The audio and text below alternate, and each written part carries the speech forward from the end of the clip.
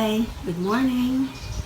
It's Wednesday again, May 27, and we are now going to discuss the fifth basic psychological need.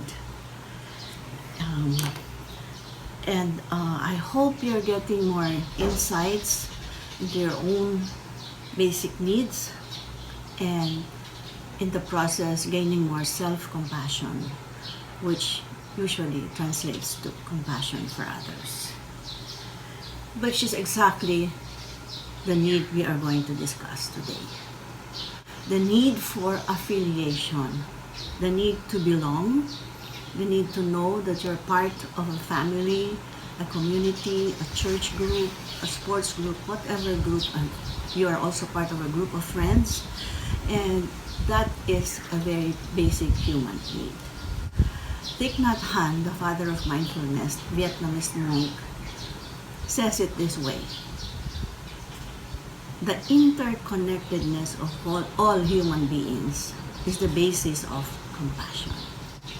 So we are probably most aware of this connection now that we are undergoing this pandemic, that the whole world is connected. We are all connected, and we can no longer disregard that basic truth.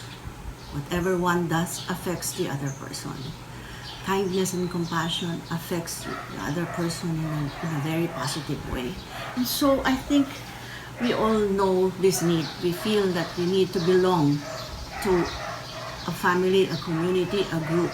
And if we don't belong, we feel very alone, and we may feel excluded, which is something that's very painful. Okay. We all have that need for human connection. If you look at the history of humankind, you will realize that human beings have survived throughout history through all kinds of adversities, abuses,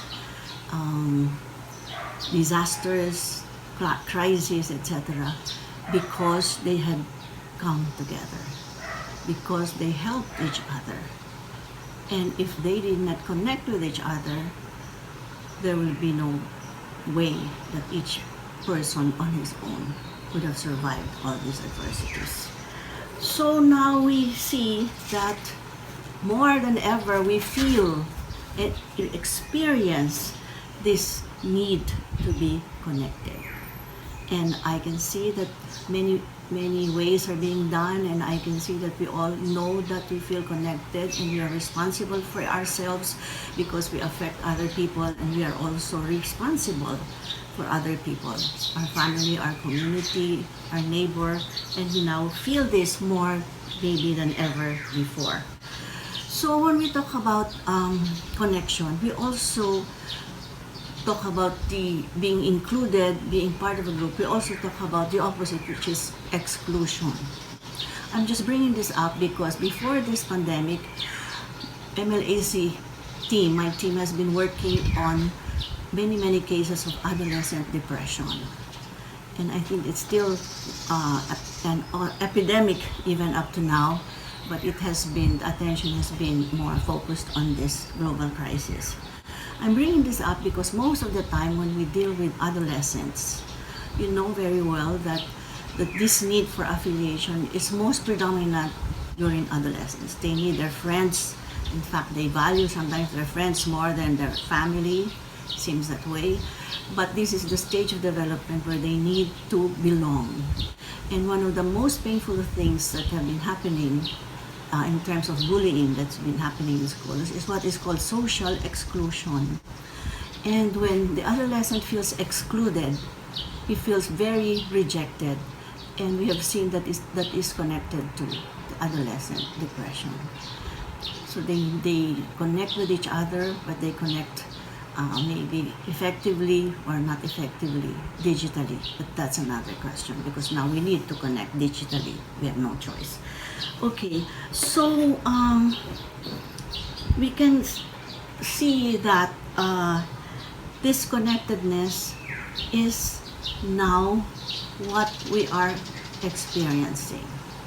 And I think we have to use this experience, this knowledge, this vital awareness, that is what we need now to survive. We need this to survive this pandemic. We need to have inclusiveness and not exclusiveness. So inclusiveness therefore means no discrimination. Everybody belongs to the earth. We belong together, whatever your color is, whatever your age is, whatever your social status is. All of us human beings belong to each other. And we come together to this particular crisis to know that we are one and we will help each other. And I think that is happening now. So, again, I'll say that the only way we can survive this, and this is what we're doing, because the opposite of what we're doing seems to be contrary. What we're doing seems to be contrary to fostering inclusiveness or fostering connectedness because of social distancing and quarantine, meaning you cannot really physically connect. But I think knowing that need is vital to our survival as a people and as the whole world, I think we need to know that we must make use of that interconnectedness. And the only way we will survive is to really do that, being together and helping each other in this global crisis. So I'd like to ask you some questions before I end. For example, maybe you can ask yourself, who do I feel connected to or connected with at this time in my life?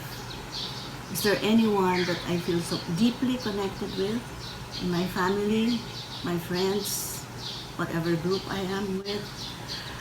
How have I nurtured my relationships with my family or with my friends or with my coworkers? How have I nurtured my relationships, my connectedness with others?